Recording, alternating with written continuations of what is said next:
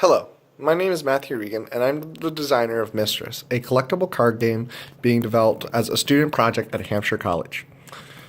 In this video, I will be giving you a brief overview of how to play Mystras so that one can get started in learning the game.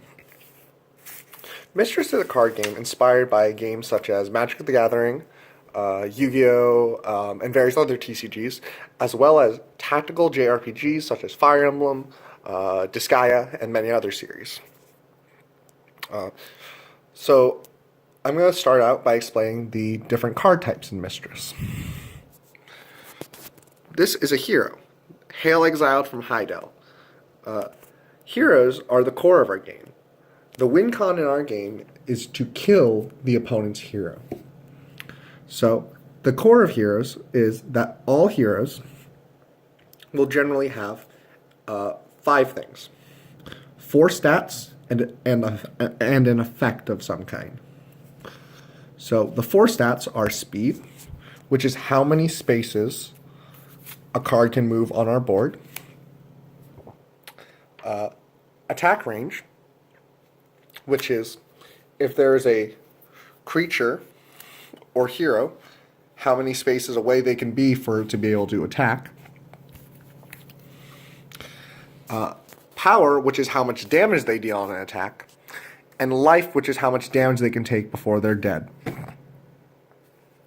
The next card type are creatures. Creatures function exactly the same as heroes, except they have an influence cost, which is basically has to do with the economy of the game, which I will get to a little bit later.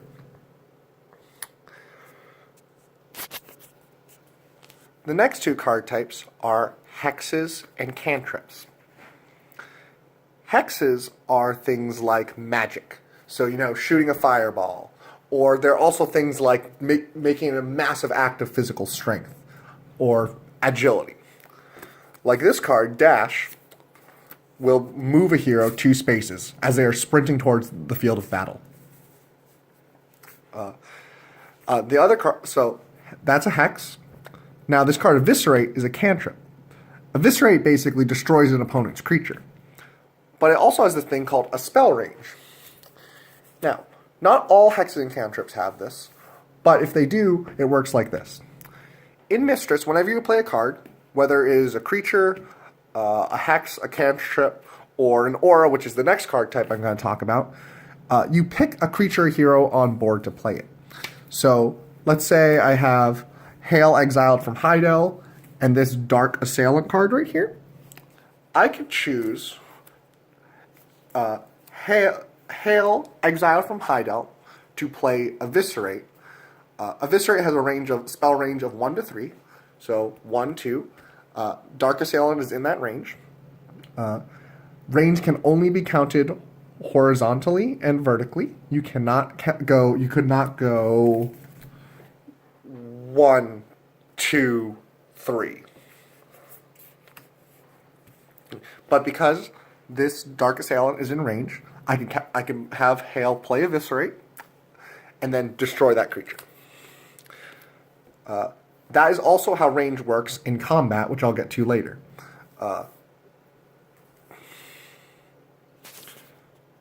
The final card type are auras, which are things like swords and armor that you attach to your heroes and creatures. The way auras work is when you pick your creature or hero to play the card, the aura will immediately attach to it, and it basically stays with it forever and follows it around the board. Auras will give things like stat bonuses, so making a creature faster or have more life or be able to deal more damage. Auras may also provide additional card effects, so giving the hero or creature a new ability, something to use that changes how they play and act. Now that I've explained the card types to you, I'm going to explain the general flow of the game. So you set up by putting your hero on our 7/7 board on the spot that is marked hero. There will also be a spot marked hero for your opponent. Then each player draws 7 cards. They can basically discard that hand of 7 and draw 6 if they want, if they don't like the hand, and then they can do discard that 6 and draw 5, and then discard the 5 and draw 4, and so on. At the start of your turn, unless it is the first turn of the game, players will draw 2 cards and put it into their hand. This is called... Oh, well, actually, if this were not the first turn of the game, there'd be a phase before this really called the charge phase. But since we have no cards in our conflicts, which is what I'm going to explain in a second, we move straight to our ready phase, which is the phase where we draw our cards. After ready phase, there is the main phase. In the main phase, we have a few actions we can take. We can play cards. We can move our creatures and heroes across the board. And we can put cards into our conflicts. So here's the way that works. Is on our turn, during our main phase, we can put 1 card from our hand into our conflicts, which is the zone in front of the board. So I'm going to put Shiv into my conflicts. Shiv is a mercenary card. So basically what I can do during my turn is I can exhaust it, which means I generate 1 mercenary influence. Mercenary influence can be used to play cards, like the Thoroughblade Winder, right here. So Thoroughblade Winder is a creature. And the way you play creatures is I choose a creature or hero, like my Dark Assailant creature right here. I say, he is casting Thoroughblade Winder. And then I can play I say he is playing Thoroughblade Winder. I've been playing a bit too much Magic. You say, I am playing Thoroughblade Winder with Dark Assailant. And then you can put it in any of these spaces adjacent to him. And then if Thoroughblade Winder was playing something, it would be the same rules. Now, once you exhaust a card, you cannot use it again. You cannot use it again for the rest of the turn. But at the start of your turn, you do this phase called the charge phase, where you basically charge the cards in your conflicts, and you can use them again for resources. The next thing you could do in your turn, besides playing cards and moving, is have combat, fight things. So let's say my Dark Assailant is near another Dark Assailant. Dark Assailant has speed 1 and attack range 1 to 2. So what I can say is, okay, I want to move my Dark Assailant to try and fight this Dark Assailant.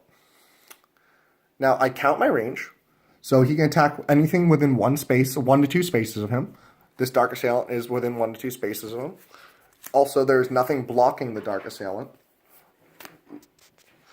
There's also nothing blocking the Dark Assailant, because if there was something in the way, I could not hit him. So for example, if this Thoroughblade Winder was in the way, I'd have to hit the Thoroughblade Winder first. Now, if you're familiar with most TCGs, I'm about to say something that sounds a little weird. Dark Assailant deals damage to Dark Assailant, to the other Dark Assailant. So this card deals damage here. Then, if this card still has life left, it deals damage back.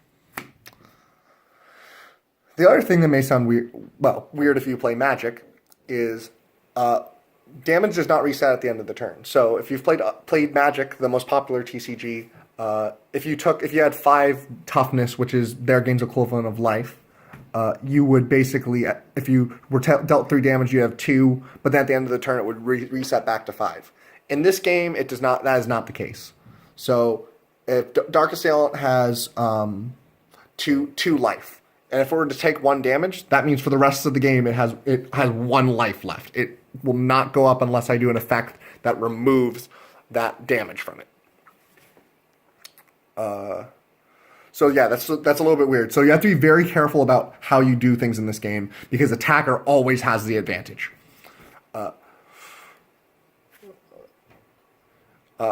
After combat, basically you cannot move so after a creature attacks, you cannot move it unless you have a card effect like a hex or a cantrip that moves it for you. But you can't just use its speed. Even if it had more movement left, Like, let's say Dark Assailant, he has a 3 speed. Let's say he moved 2 spaces, then attacked. Even though he has 1 speed left and thus 1 more movement, he cannot move because he attacked. This is to fight against hit and run tactics, as that is not a strategy that should be in this game. Once a player is satisfied and has moved all their creatures and heroes, they can move to the end phase, in which they end their turn, and opponents can maybe take an action at the end of their turn if they have something that can be played outside of their turn. The other thing to keep in mind is things can be there are cards and effects that can activate during your turn that your opponent controls. So you want to make sure you play in a way that gives them opportunities to respond. If you've played Magic, this is similar to things like the stack, or if you've played Yu-Gi-Oh, this is similar to things like chains. Or if you've never played TCG before, just keep in mind that you're going to wait because, like, let's say I move this here, and then I try to attack. He could say, "Hey, wait, I'm going to cast that Eviscerate and deal 2 and basically I stutter. I'm going to play Eviscerate and destroy this creature before it deals damage to me, and thus I don't get to deal damage. So it's just a courtesy thing as it affects gameplay. Play proceeds as such until a winner is declared. There is a little bit more to this game, but that can be further discussed in my rules doc. Kill the hero, defend yourself, outsmart, outwit, show your tactical genius.